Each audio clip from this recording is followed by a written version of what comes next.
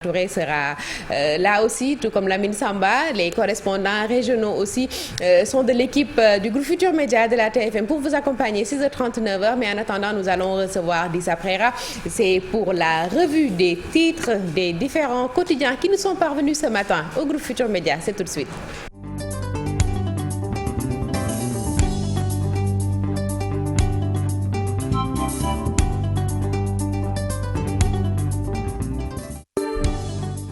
Voilà, Dissa qui est bien en place pour vous servir et revenir largement sur la revue des titres des quotidiens du jour. Dissa Préra, bonjour, ravi de vous retrouver. Bonjour à tous, bonjour à tous et ravi de vous retrouver ce matin, comme tous les matins j'allais dire, mais cette semaine-là ça n'a pas été le cas. Merci beaucoup Dissa et c'est parti pour la revue des titres pour démarrer comme tous les matins avec le quotidien L'Observateur, le quotidien du groupe Futur Média qui a sa une forte actualité politique. Une forte actualité politique qui parle du Conseil économique et social et environnemental. Il dit Fouille Mimi, le leader de Rewmi dépêche une mission de vérification au Conseil économique, social et environnemental et diffère son installation, nous dit L'Observateur ce matin. Et Aminata Touré de répondre qu'Idrissa Seck a fait interdire l'accès des locaux du Conseil économique, social et environnemental au DAF et au DRH qui devraient faire le point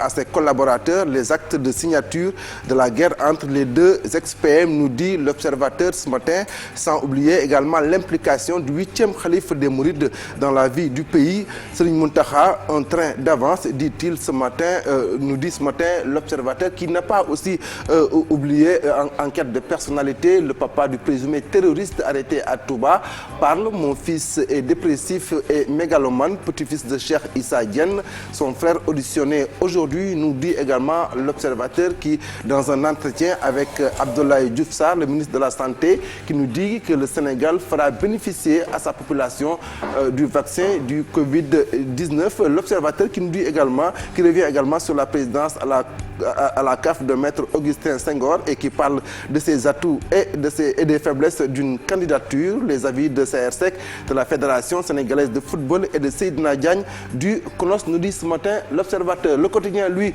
parle de la gestion du Covid-19, un succès sans frontières, nous dit le journal de Madiambal Diagne, qui n'a pas également oublié les déficits d'enseignants des tables bancs et des tables bancs, l'école qui rate sa rentrée, nous dit le quotidien ce matin.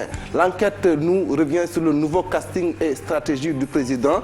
Le grand brouillard, nous dit l'enquête, sans oublier une pirogue heurtée par la marine, le capitaine du patrouilleur et son équipage qui sont auditionnés, nous dit le journal L'Enquête de ce 17 novembre. Les Échos ce matin s'est réveillé avec l'ordonnance du juge qui expulse Diop Isaac. Les Échos également revient sur les deux jumelles siamoises condamnées à vivre ensemble. Ndeye et Mariam Ndiaye cherchent 145 millions de francs CFA, nous dit le journal L'Écho. Le Soleil, lui, s'est réveillé ce matin avec le nouvel ambassadeur de Chine au Sénégal, Xiao Han, il s'appelle. Là où vont nos deux pays, nous dit le nouvel ambassadeur de Chine à Dakar dans le journal Le Soleil. Libération de ce matin s'est réveillée avec Barça Walla Barsak. Elle transportait des migrants sénégalais et gambiens. Une pirogue prend feu au large du Cap-Vert, nous dit ce matin le journal Libération, sans oublier le secrétaire d'État Moïse Sarr. C'est le moteur qui a explosé, nous dit-il.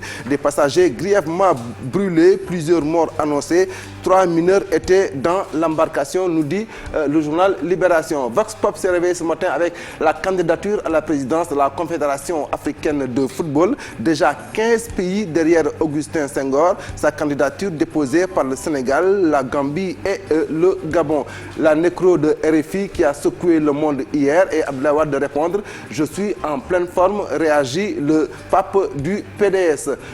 Le Témoin ce matin s'est réveillé également avec Moustapha Sow, qui est le président de l'Association des Sénégalais des îles Canaries. Un entretien exclusif et Moustapha Sow qui nous dit que les Espagnols risquent de massacrer les migrants sénégalais.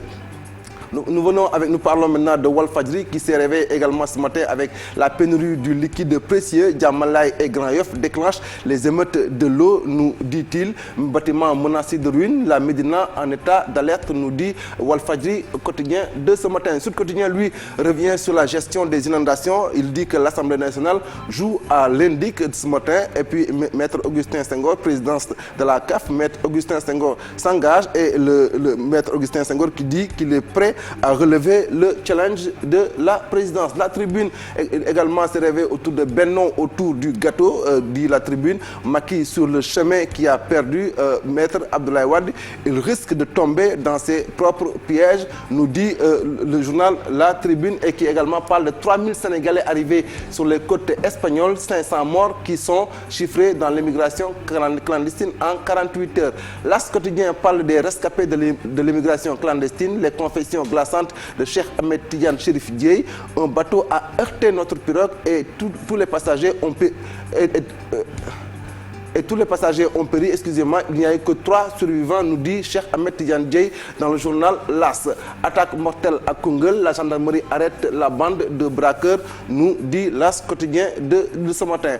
Source A, lui, s'est réveillé avec le bras de fer entre la Sedima et les populations de Ndengler à l'approche de la fin de la solution provisoire de Macky Sall. Toujours le statu quo, nous dit Source A, et qui revient également sur face aux enquêteurs, le redoutable présumé terroriste SDD s'est montré très bavard des proches d'un imam cité dans cette affaire. Record, le journal sportif du groupe Futur Média qui revient avec Moussa Mbaye qui retire sa candidature au Stade de Mbour pour être président, mais également qui revient sur le choc royal entre l'Espagne et l'Allemagne, mais également la candidature de Maître Augustin Senghor qui dit qu'il est prêt à aller au front pour le changement. Stade quotidien également, un journal sportif qui nous parle de Sénégal, l'étoffe d'un champion. Il pose la question, premier au classement FIFA, premier qualifié de la CAN 2021 au Cameroun. Sunu Lamb, lui, on finit avec Sunu Lamb. Alioune Sarr laisse dans les caisses du CNG des millions, trophées, chaises, tapis et véhicules, nous dit Sunu Lamb de ce mardi 17 novembre 2020 à Stumben. Merci beaucoup Dissa Préra pour la revue des quotidiens de ce jour. Merci Dissa, rendez-vous demain. Vous serez là? Je serai là, Inch'Allah. Inch'Allah. Merci beaucoup Dissa Préra qui a assuré la revue des titres des quotidiens de ce jour. Merci beaucoup. Peut-être nous aurons aussi la revue des quotidiens un peu vers 7h30. Ce sera avec Mohamedou Lamine Samba. En attendant, Fat Bintou est là avec nous sur le plateau. Fat Bintou, bismillah, bonjour. Bismillah, salam alaikum, bonjour Astou et bonjour à tous les membres qui sont sur le plateau. Voilà, on est aujourd'hui mardi, je reviens pour vous parler encore d'économie. Cette fois-ci d'épargne. D'épargne. Voilà. Pour parler d'épargne. Pomme bu matee ndax da nga am loo mën a denc.